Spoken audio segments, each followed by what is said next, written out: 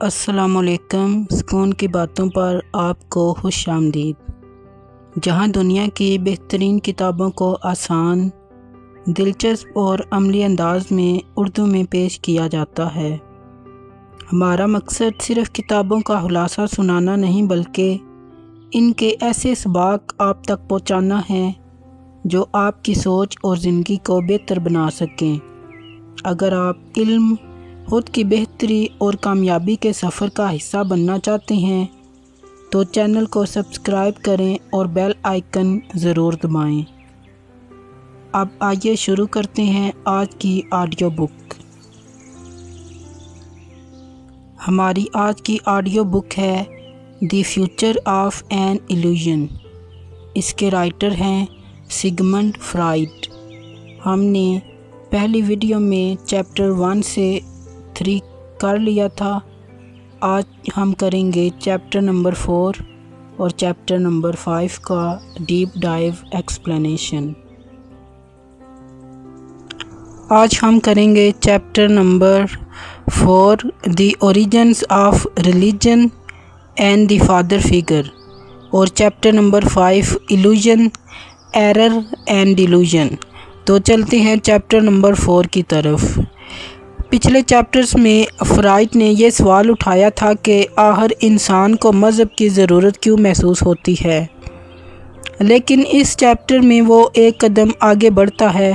وہ نفسیاتی تجزیے، سائیکو انالائسس، انسانی ذہن اور ارتقائی تاریخ کی روشنی میں یہ سمجھانے کی کوشش کرتا ہے کہ خدا اور مذہب کا تصور انسانی لاشعور میں آخر پیدا کیسے ہوا۔ آئیے اس چیپٹر کے اہم نکات کو تفصیل سے سمجھتے ہیں۔ بچپن کی بے بسی، ہر چیز کا آغاز۔ فرائڈ کے مطابق مذہب کی جڑیں انسان کے بچپن میں پوشیدہ ہیں۔ انسانی بچہ دنیا کی دوسری مخلوقات کے مقابلے میں سب سے زیادہ بے بس پیدا ہوتا ہے۔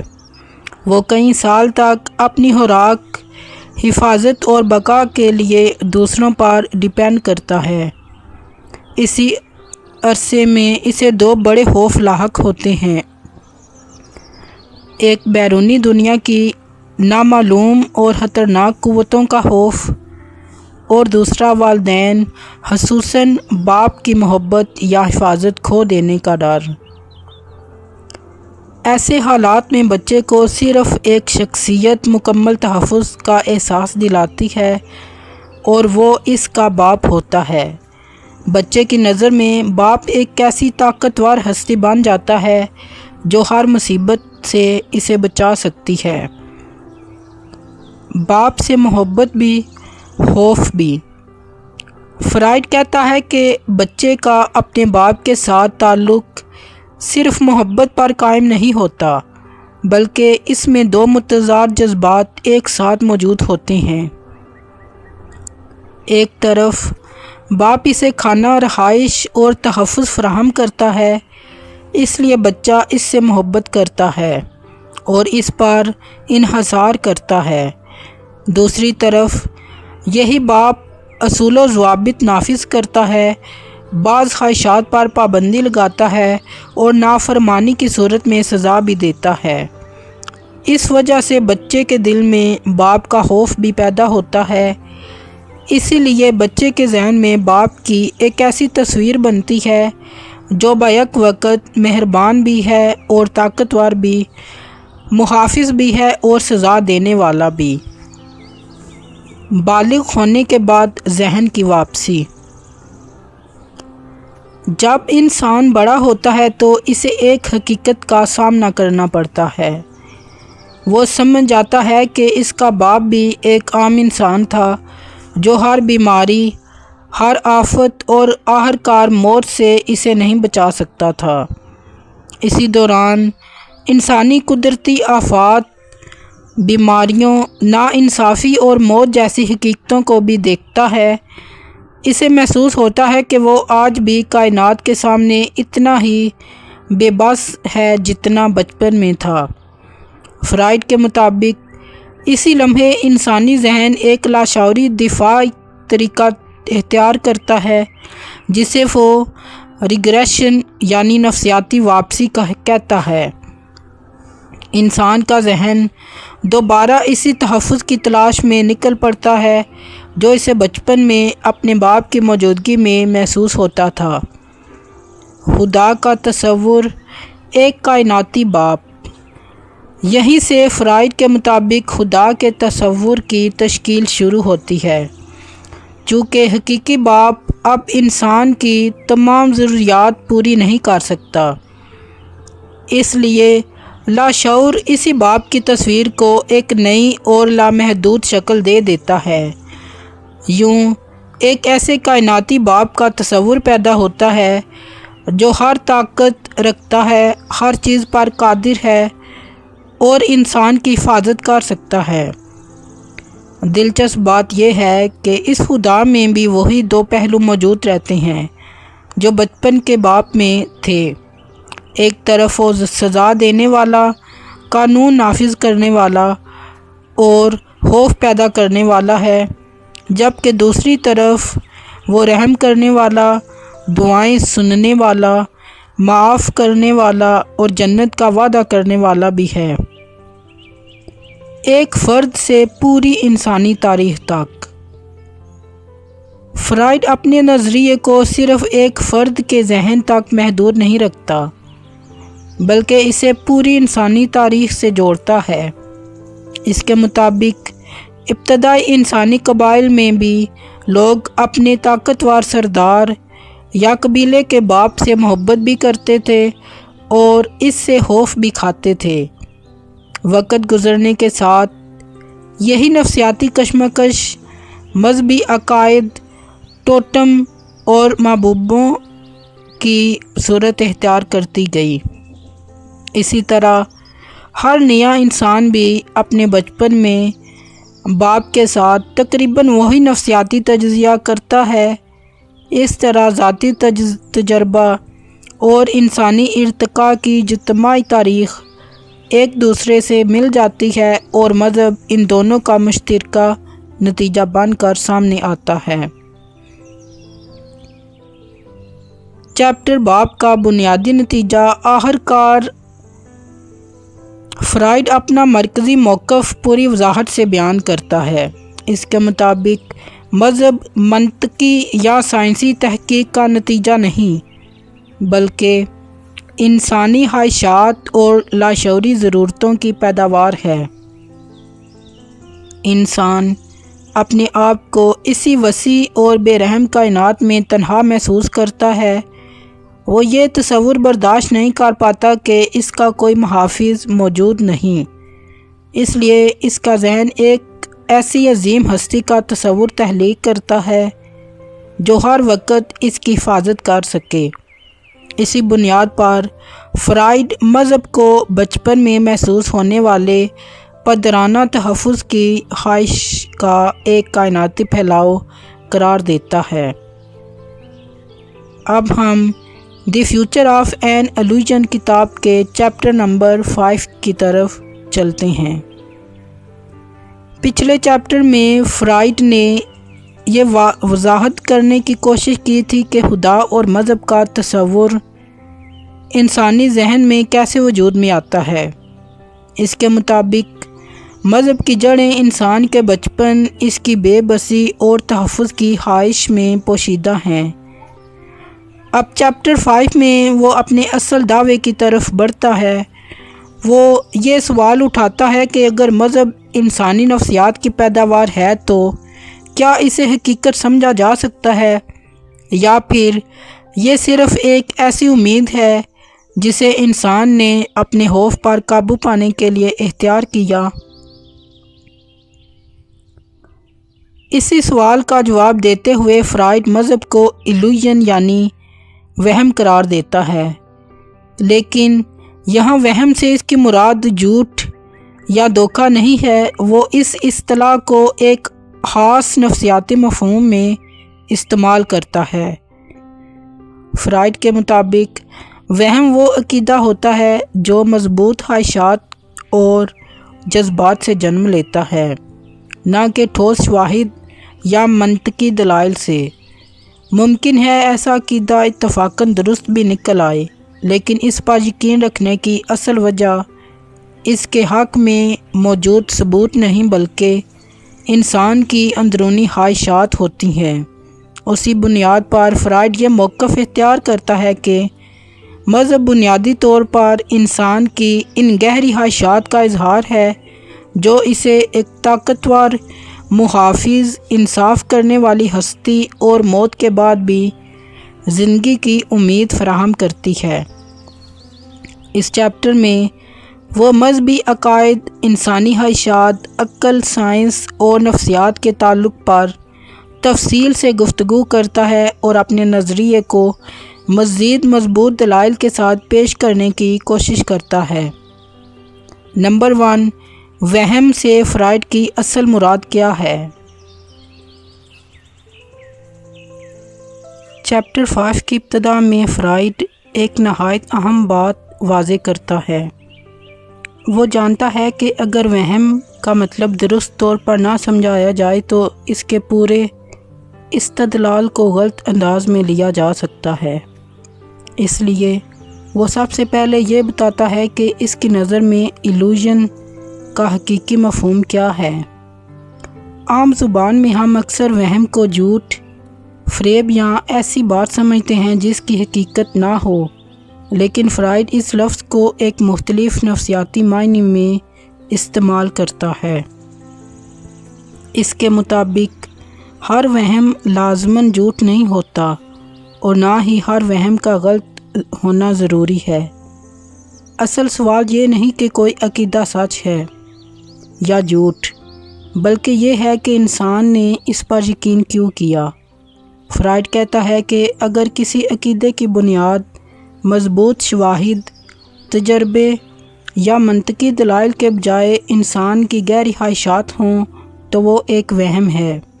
اس فرق کو واضح کرنے کے لیے وہ 3 چیزوں میں امتیاز کرتا ہے۔ غلطی، ایرر، ایسی بات جو معلومات یا مشاہدے کی کمی کی وجہ سے غلط ثابت ہو جائے۔ ایلوژن، وہم، ایسا عقیدہ جو بنیادی طور پر انسانی خواہشات اور نفسیاتی ضرورتوں سے پیدا ہو، چاہے بعد میں وہ درست نکلے یا غلط۔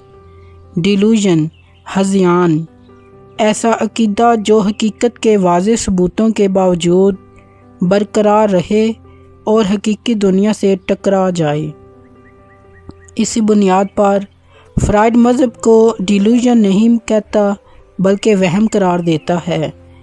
اس کے مطابق مذہبی عقائد کی اصل طاقت ان کے حق میں موجود سائنسی ثبوت نہیں بلکہ وہ امید، تحفظ، انصاف اور دائمی زندگی کی خواہش ہے جو انسان کے دل میں موجود ہوتی ہے۔ یہی تعریف چیپٹر 5 کی بنیاد بن جاتی ہے۔ اب آگے فرائڈ یہ سمجھانے کی کوشش کرتا ہے کہ انسانی خواہشات مذہبی عقائد کو کس طرح طاقت دیتی ہیں اور کیوں یہ عقائد نسل در نسل قائم رہتی ہیں۔ نمبر 2، انسانی مذہبی عقائد پر یقین کیوں کرتا ہے؟ وہم کی اپنی تعریف واضح کرنے کے بعد فرائڈ اگلا سوال اٹھاتا ہے، اگر مذہبی عقائد کی بنیاد سائنسی ثبوت نہیں تو پھر لوگ ان پر اتنا مضبوط یقین کیوں رکھتے ہیں؟ اس کے جواب میں وہ انسانی نفسیات کی طرف اشارہ کرتا ہے۔ فرائڈ کے مطابق انسان صرف عقل کی بنیاد پر فیصلے نہیں کرتا، اس کی بہت سی سوچیں، خواہشات اور فیصلے لاشعوری جذبات سے بھی متاثر ہوتے ہیں۔ جب انسان خود کو خطرات، بیماریوں، ناانصافیوں یا موت کے سامنے بے بس محسوس کرتا ہے تو اس کے اندر ایک گہری خواہش جنم لیتی ہے کہ کوئی طاقتور ہستی موجود ہو جو اسے تحفظ دے، اس کی دعائیں سنے اور آخرکار انصاف قائم کرے۔ فرائڈ کا کہنا ہے کہ یہی خواہشات مذہبی عقائد کو مضبوط بناتی ہیں۔ انسان صرف اس لیے کسی عقیدے پر یقین نہیں رکھتا کہ اس کے حق میں دلائل موجود ہیں، بلکہ اس لیے بھی کہ وہ عقائد اس کے اندر امید، سکون اور تحفظ کا احساس پیدا کرتا ہے۔ اس لیے تقریباً ہر مذہب میں چند مشترک تصورات ملتے ہیں۔ مثال کے طور پر ایک ایسی اعلیٰ ہستی جو کائنات پر مکمل اختیار رکھتی ہو، نیک اعمال کا اجر اور برے اعمال کی سزا، مشکلات میں مدد اور دعا کی قبولیت کی امید، موت کے بعد زندگی یا کسی نہ کسی شکل میں انصاف کا تصور۔ فرائڈ کے نزدیک یہ تصورات صرف عقلی بحث کا نتیجہ نہیں، بلکہ انسان کی ان بنیادی نفسیاتی خواہشات کی عکاسی کرتی ہیں جو اسے بچپن سے لے کر پوری زندگی تک سہارا دیتی ہیں۔ وہ یہ بھی تسلیم کرتا ہے کہ مذہب بہت سے لوگوں کو ذہنی سکون، امید اور زندگی کا مقصد دیتا ہے، تاہم اس کے مطابق کسی عقیدے کا انسان کو تسلی دینا بذات خود اس کے سچا ہونے کا ثبوت نہیں بن جاتا۔ اس نقطے سے آگے بڑھتے ہوئے فرائڈ یہ سوال اٹھاتا ہے کہ اگر مذہبی یقین خواہشات سے جنم لیتا ہے تو پھر سچائی تک پہنچنے کا زیادہ قابل اعتماد راستہ کیا ہے؟ اس سوال کے جواب میں وہ عقل، تجربے اور سائنس کے کردار پر اپنی رائے پیش کرتا ہے۔ کیا سچائی تک پہنچنے کا راستہ مذہب ہے یا سائنس؟ اس مقام پر فرائڈ اپنی بحث کو ایک نئی روح پر لے جاتا ہے۔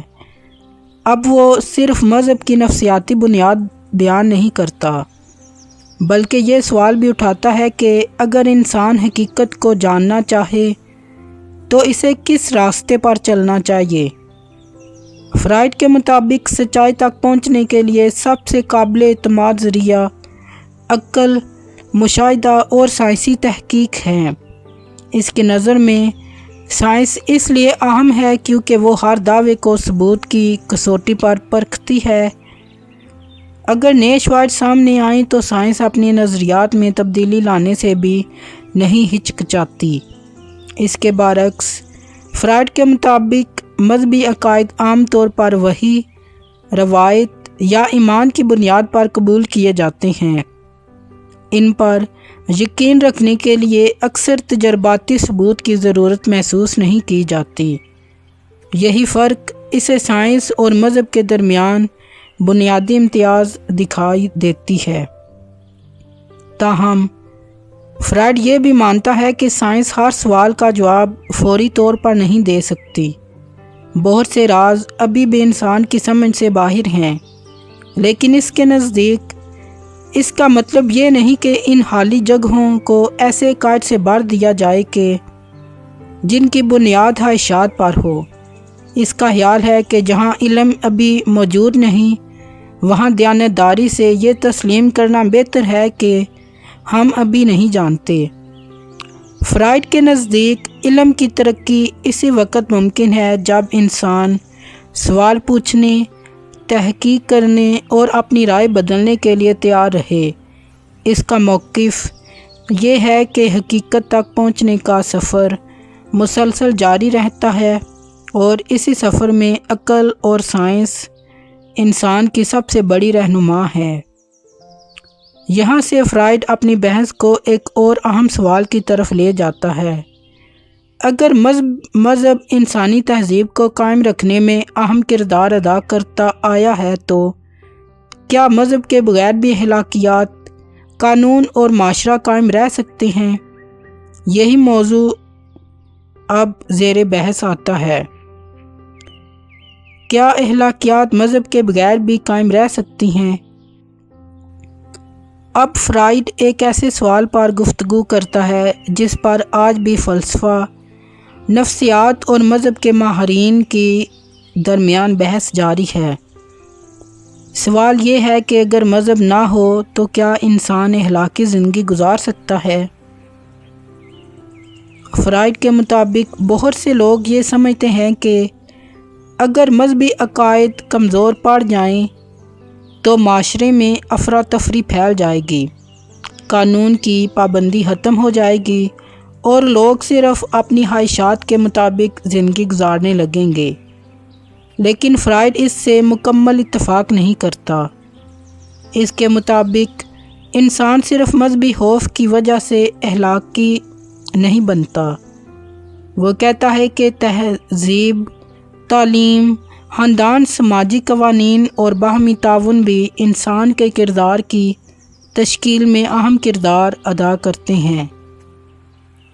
وقت کے ساتھ انسان یہ سیکھ لیتا ہے کہ دوسروں کے حقوق کا احترام کرنا اور قوانین کی پابندی کرنا صرف مذہبی حکم نہیں بلکہ ایک پرامن معاشرے کی ضرورت بھی ہے۔ فرائڈ کا خیال ہے کہ اگر اخلاقیات صرف سزا اور انعام کے خوف پر قائم ہوں تو وہ زیادہ مضبوط نہیں رکھتی۔ اس کے نزدیک ایک بالغ اور ترقی یافتہ معاشرہ وہ ہے جہاں لوگ اس لیے اچھا کام کریں کہ وہ انہیں درست سمجھتے ہیں، نہ کہ صرف اس امید یا خوف سے کہ انہیں آخرت میں انعام یا سزا ملے گی۔ یہ وہ بھی دلیل دیتا ہے کہ انسانی تہذیب وقت کے ساتھ بدلتی رہتی ہے۔ جیسے سائنس، قانون اور تعلیم میں ترقی ہوتی ہے، ویسے ہی اخلاقی شعور بھی ارتقا پذیر ہوتا ہے۔ اس لیے اس کے مطابق ممکن ہے کہ مستقبل میں انسان اخلاقی اصولوں کی پاسداری مذہبی عقائد کے بجائے عقل، ہمدردی اور اجتماعی ذمہ داری کی بنیاد پر کرے۔ یہاں یہ بات اہم ہے کہ فرائڈ ایک نفسیاتی اور فلسفیانہ موقف پیش کر رہا ہے۔ اس کے خیالات سے اتفاق یا اختلاف کیا جا سکتا ہے، لیکن اس کا مقصد یہ بتانا ہے کہ اس کی نظر میں اخلاقیات کی بنیاد صرف مذہب تک محدود نہیں ہے۔ چیپٹر نمبر 5 کے اختتام پر فرائڈ اپنی پوری بحث کو ایک مرکزی نقطے پر جمع کرتا ہے۔ وہ دوبارہ اس سوال کی طرف واپس آتا ہے کہ آخر مذہب کو وہم کیوں کہا جائے۔ فرائڈ کے مطابق مذہب کو وہم کہنے کا مطلب یہ نہیں کہ مذہبی لوگ دھوکہ کھا رہے ہیں یا ان کے جذبات بے معنی ہیں۔ وہ اس لفظ کو نفسیاتی معنی میں استعمال کرتا ہے۔ اس کے خیال میں مذہبی عقائد کی طاقت اس بات میں نہیں کہ انہیں سائنسی تجربات سے ثابت کیا گیا ہے، بلکہ اس حقیقت میں ہے کہ وہ انسان کی گہری اندرونی خواہشات کو پورا کرتے ہیں۔ انسان ایک ایسی دنیا میں زندگی گزارتا ہے جہاں اسے مسلسل مشکلات کا سامنا رہتا ہے۔ بیماری، موت، قدرتی آفات، ناکامیاں اور ناانصافیاں اسے یہ احساس دلاتی ہیں کہ وہ کائنات کے مقابلے میں بہت کمزور ہے۔ فرائڈ کے مطابق مذہب انسان کو اس بے بسی کے احساس سے نپٹنے کے لیے ایک ذہنی سہارا فراہم کرتا ہے، ایک ایسا تصور کہ کوئی طاقت موجود ہے جو کائنات کو چلا رہی ہے، انسان کو دیکھ رہی ہے اور آخرکار انصاف قائم کرے گی۔ لیکن فرائڈ کا بنیادی اعتراض یہ ہے کہ کسی عقیدے کی ضرورت یا اس سے ملنے والا سکون اس بات کا ثبوت نہیں کہ وہ عقیدہ حقیقت پر مبنی بھی ہے۔ وہ کہتا ہے کہ انسان کو سچائی کو صرف اس لیے قبول نہیں کرنا چاہیے کہ وہ اسے جذباتی سکون دیتی ہے۔ اس کے نزدیک بالغ ذہن کی نشانی یہ ہے کہ وہ حقیقت کو ویسا ہی قبول کرنے کی کوشش کرے جیسے وہ ہے، چاہے وہ حقیقت کتنی ہی مشکل کیوں نہ ہو۔ فرائڈ کا خیال ہے کہ انسان کو آہستہ آہستہ بچپن کی نفسیاتی وابستگیوں سے نکل کر عقل، علم اور سائنسی سوچ کی طرف بڑھنا چاہیے۔ اس لیے وہ مذہب کو انسانی تاریخ کا ایک اہم مرحلہ تو سمجھتا ہے، لیکن اسے حتمی سچائی نہیں مانتا۔ اس کے نزدیک مذہب انسان کی نفسیاتی ضرورتوں، خوف اور امیدوں سے پیدا ہونے والا ایک تصور ہے۔